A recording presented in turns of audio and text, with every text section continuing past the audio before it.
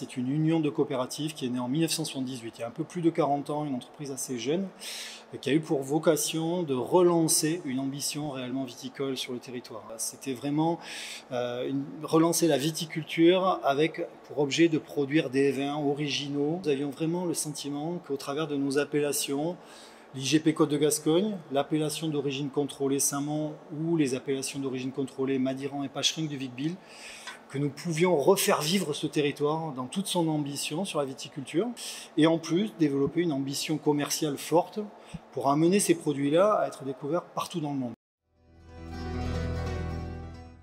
Ça faisait presque 10 ans que, assez systématiquement, on parlait de ce rêve fou que d'avoir ici à Plémont un outil qui puisse servir tout le territoire dans tous les éléments de recherche, de développement liés à l'adaptation aux grands changements, aux grandes attentes que nous avons pour l'avenir, que nous et nos parties prenantes ont pour l'avenir. C'est vraiment en 2020, dans le cadre du projet France Relance, que l'État nous dit, écoutez, si vous êtes prêts maintenant, on va le faire.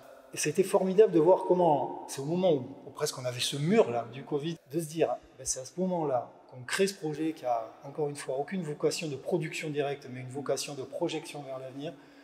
Ça a mis une énergie à la fois dans l'entreprise, je suis sûr dans toutes les parties prenantes qui étaient autour de nous, que de dire, ben voilà, on va passer cette étape, ça va être une étape dans notre histoire et qui sera marquante évidemment, mais c'est un moment exceptionnel qui, personnellement, aura marqué mon histoire, ma carrière, c'est vraiment très très fort. Ouais.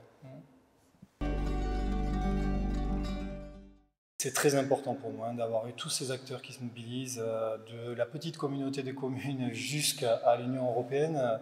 Tous ces acteurs-là, toutes ces imbrications qui ont permis de faire naître encore une fois quelque chose qui est impossible. Si tout le monde s'y met pas, c'est réellement impossible, parce qu'encore une fois, chaque euro qui est investi dans ce projet-là, le retour sur investissement, il est à des horizons qui sont parfois lointains, 5 ans, 10 ans, 15 ans, 20 ans parfois sur des sujets.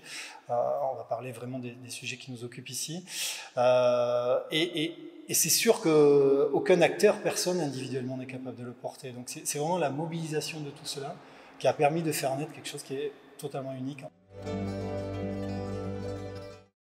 Dans les dimensions, ce sur quoi nous travaillons ici, c'est vraiment à la redécouverte de patrimoine disparu, de cépages locaux. Nous avons une richesse dans ce territoire qui est absolument unique sur le plan mondial, de cépages qui ont eu à un moment ou à un autre une histoire et qui ont disparu.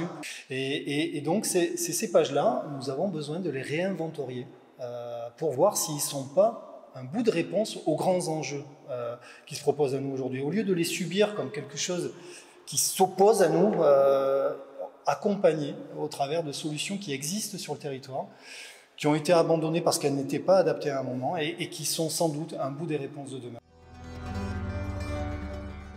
Le deuxième gros sujet, c'est évidemment comment tendre vers l'abandon des résidus de pesticides dans l'ensemble de nos vins. C'est un sujet, nous vivons avec, nous sommes obligés d'utiliser des pesticides.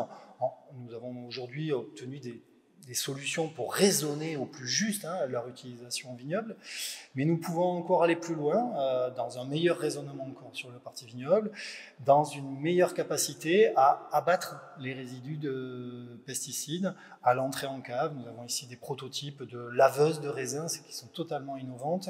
Laver le raisin avant de le mettre en vinification, c'est unique, c'est très, très précis, le raisin est fragile. Nous avons tout un tas de solutions aujourd'hui qui sont à l'étude pour continuer à avancer vers cette demande de notre consommateur, que de se dire, voilà, je ne veux pas boire de pesticides quand je consomme. Les projets futurs de Plémont Producteurs, ils sont très nombreux. Notre seule et unique ambition, c'est de faire vivre ici des gens durablement qui peuvent y installer leur famille, que ce soit des collaborateurs, que ce soit des vignerons. Vivre en bonne harmonie avec ce territoire-là aussi, que tous les gens qui sont nos voisins, nos amis, notre petite cousine dans le repas du dimanche, elle soit fière de voir un Plémont qui se construit, qui se développe. Si nous développons, nous, une vraie ambition pour nous-mêmes, je sais, je vois, je constate tous les jours que tous nos clients sont aujourd'hui en attente de voir jusqu'où nous pouvons aller, parce qu'ils sont impressionnés par le chemin qui a été fait par cette région sur les 40-50 dernières années.